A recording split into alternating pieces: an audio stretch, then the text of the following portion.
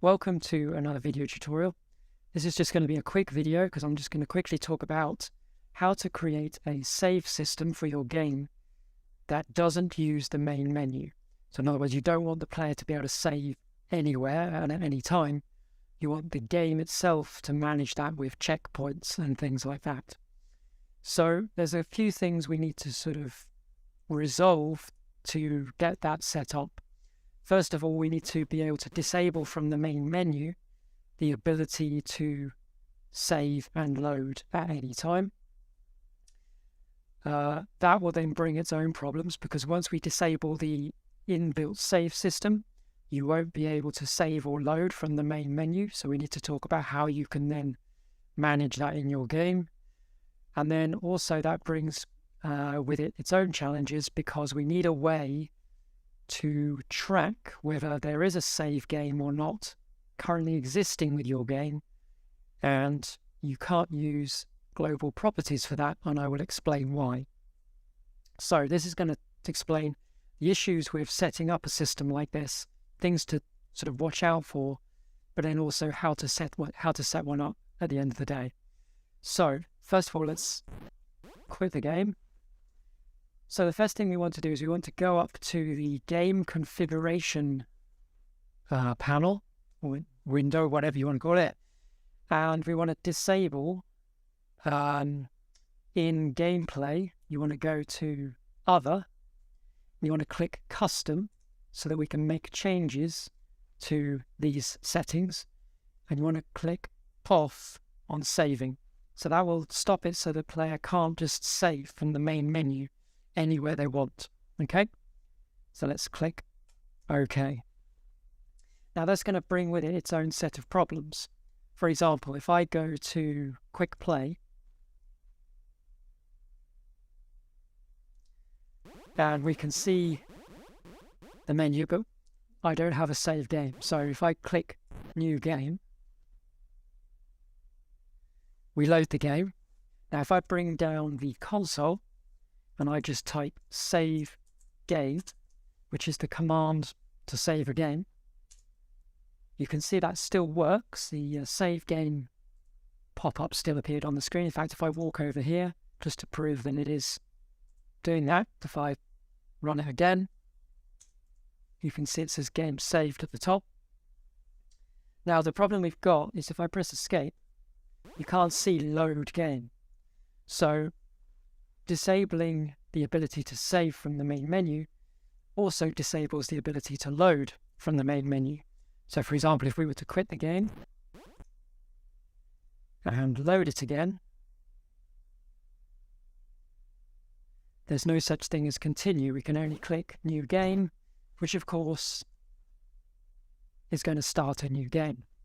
So we need a way to be able to access this function.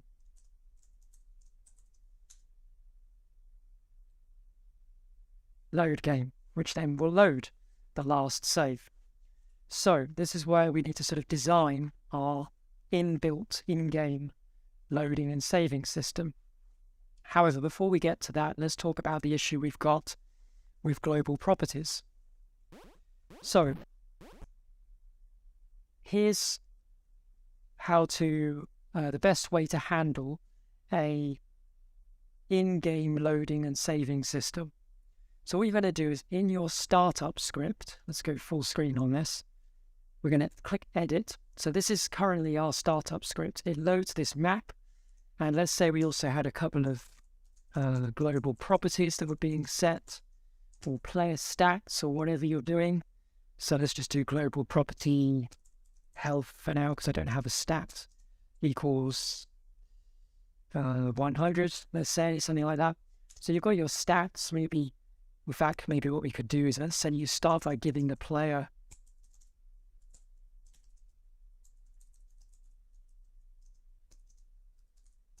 $100 currency or something. Okay, so this is our startup script. Okay, this is before we do any of the loading stuff. This is just your startup script. Imagine this is your startup script for your game as it normally would be, and you want to now make your game so that it handles saving and loading within the game rather than the main menu. So what we want to do is one thing you might think to do is to say, let's create a global property. So let's go to game configuration, global properties. Let's create a Boolean, let's say, and let's call this new game. And that can start true, and we'll say OK on that. And then we can go to our startup script, and we can do this. We can say if global dot property new game is equal to true, then what we want to do is load the map and set the currency. Else load get end. And what we'll also do, we will set global dot property new game to false. So what this is basically going to do, it's just going to check the global property new game. If it equals true, which it does at the beginning of a game, then treat it as if you clicked new game. It's going to load the map, it's going to give you your money, and then it's now going to then set that property to false. So the next time you click new game, it's going to be false. So it's not going to do any of this. Instead, it's going to load game. Now, it's a very simple implementation at this point because it's just to show you that this won't work and why. If we click apply and go to test,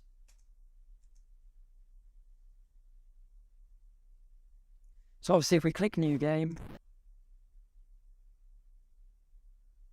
it creates a new game. And if we were to bring down the console and we were to type print global dot property new game,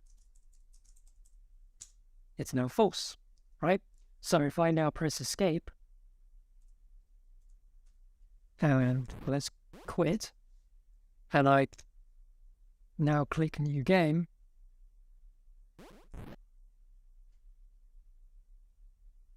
oh, it hasn't loaded the game. Why is it not loaded again?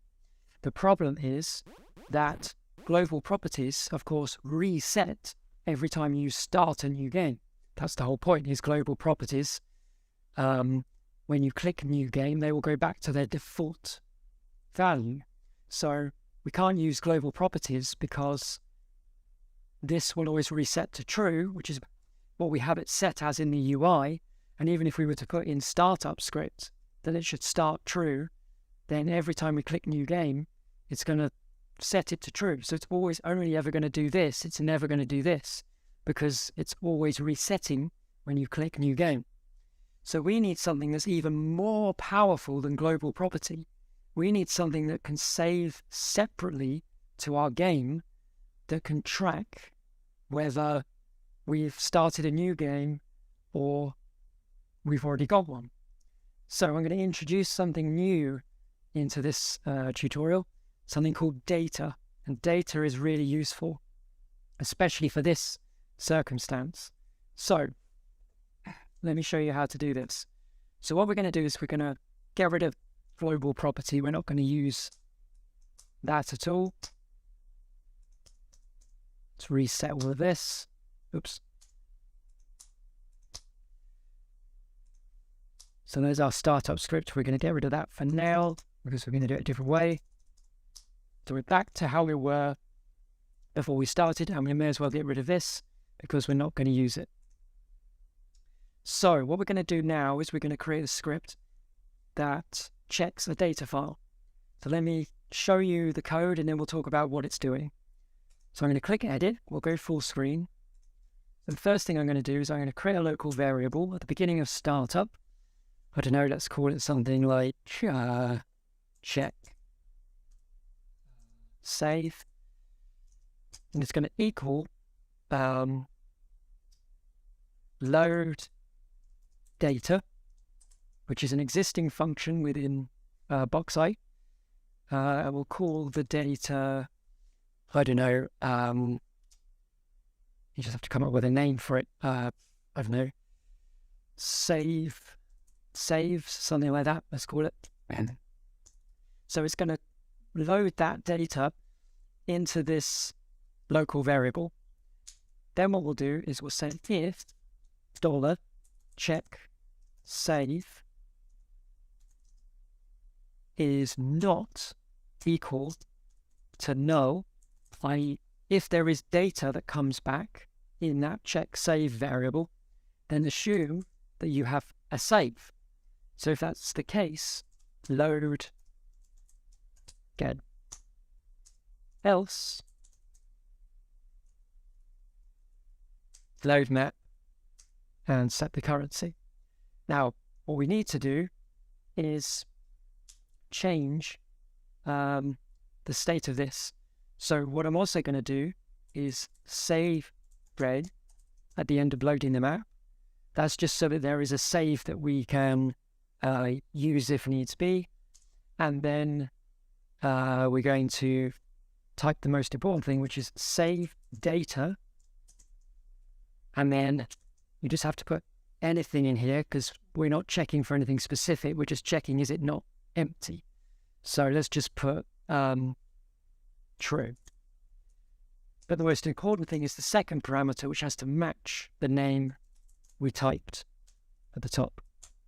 Okay, saves. Okay, and then we'll end our if. So what it's basically doing at the very beginning is creating a local variable which is going to equal the contents of the saves data. If there's nothing in there, then do all of this. So if that data is empty, then assume that there isn't a save game. So start the game. So load the first map with the coordinates, set the currency to how you should start the game, save the game at that point once it's done everything, so that there's a save for the beginning of the game. Save the data, saying that you've now got a save game, and store it in the data which we're going to grab at the beginning of every check, every startup check. So in this case, saves. So the next time we click new game, this is going to exist. So this is then not going to be null. So instead of doing all of this, it's just going to load game. Now, if we were to close the game and immediately start it again, it's just going to load it's just going to load where you were at the beginning of a new game. However, if you then play your game and you've saved a bit later on, this is going to restore you back to where you saved later on, right? And we'll test that in a second, but let's just apply and save that. And let me show you how this sort of plays out. So let's go to our map for a second. I want to quickly go to the map editor and load this map. Here is it. Is it now? I think it is. Yes. Let's just come in here and let's just click on this tile here, and we'll just add a quick script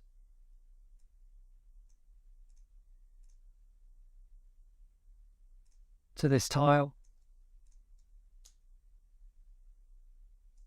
Save get, just so that we can see that it will save us when we walk onto that tile. So this would be you creating your you deciding where you want the game to save throughout your game. Okay, so let's say we save when we enter this room. Now obviously if you want the player to only be able to save once, i.e. the first time they enter a room and not every time they step over a tile, then what you'll want to do is, instead of using a quick script, you'll want to actually make this a script file. So in other words, you'll want to go to the script editor and save it as a file, and then set the file's name here. And you'll need to make sure that that script, after doing save game, then removes the script. So, you know, set entity script tile none, basically, yeah? So it only saves once. So I think I'm ready to show how this plays out. So let's click that. So if we run the game now, what's going to happen the first time I click new game is it's going to do pretty much a standard new game. It's going to load the map, the beginning map. It's going to set my currency to 100, which we could check if we need to. But then what it's going to do is it's going to save the game, but it's also going to save data. And what I'm going to do is I'm just going to tab over to the file system for a second. And forgive me, I'm on a Steam Deck, so the file system is going to be very different to Windows. So let me just think about where this is. This is... I found this a minute ago, but now I've got to remember where it is. I think it's there, and then Steam,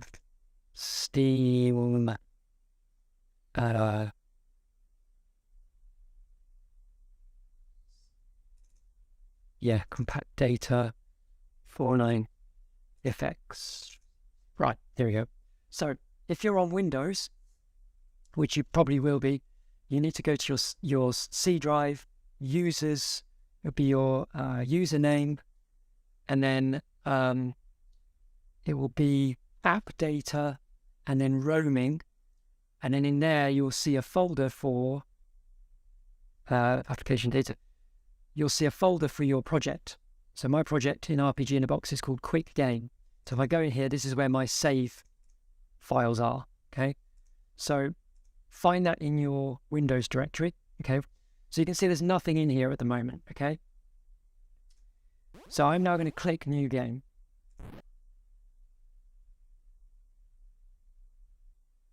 Okay. Okay, so I found, it took me a little while to diagnose why this wasn't working like it was on previously on my Windows machine. First of all, I thought it might have been a difference between Linux and Windows, but it's not. It's this file name. Because we're storing this data in our saves directory, there's already a folder called saves, and so it creates a conflict. So we just can't call it this. So let's just call it, I don't know,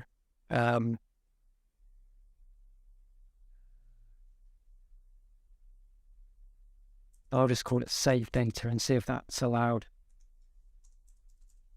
In fact, let's call it save underscore data. Something like that.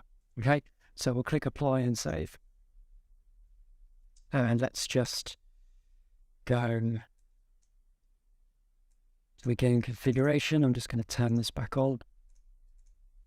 Okay, so let's try this again. So we click quick play. And if we click new game, it loads the map and then saves the game. Now, what's also happened behind the scenes, if I go to the File Explorer and we go to our where our saves folder is, we can see it's now created this file, save underscore data. And if we open this with a notepad type program, let's see what we got. With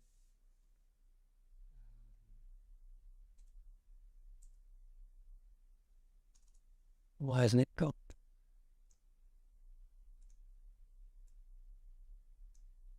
There you go. We can see it's got true inside. Now it doesn't matter what you write into it. You could write anything you want, because in this case we're just checking if it's not null. So in this case it's not anymore because it's created this file and it's got data in it. Okay, this file exists and it's also got the word true in it. Obviously, you could save whatever you want. You could save, the currency of your character. You could write 100 into there or something. And then when you load it back, you can check if it equals 100. You can do all of that sort of stuff. So the great thing about save data is it's independent from your game. So, in other words, if I was to click new game, it's not going to reset, because unlike a global property, which gets reset every time you start a new game, your data is separate. So we've every time we click a new game, it's going to obviously reset the data to true. but only in this case if the data is not null. So now it's just going to do this all the time. So if I, for example, go back to the game, if I quit the game,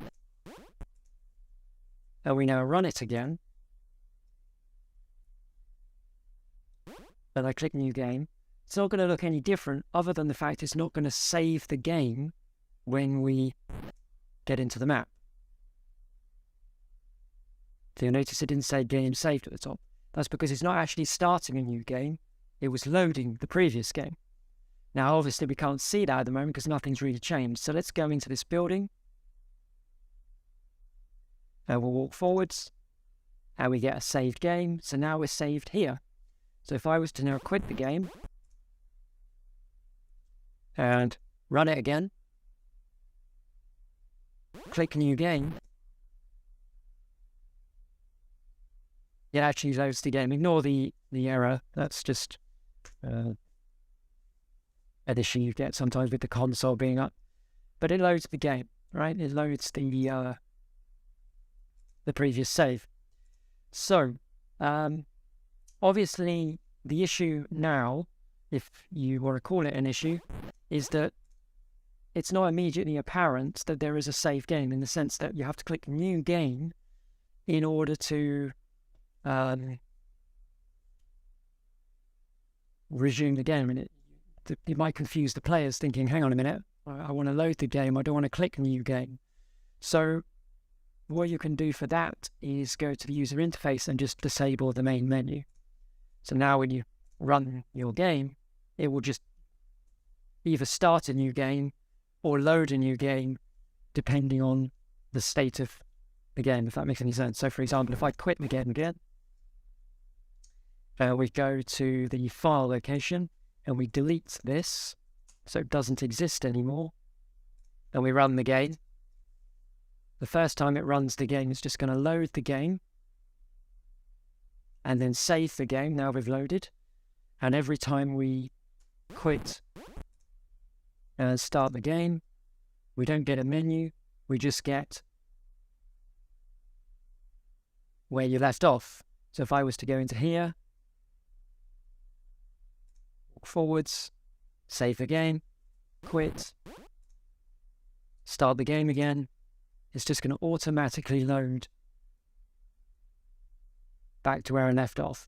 Now, as I say, that console message is just there because the console is on, but obviously when you export your game, console won't be enabled, so it will look more like this.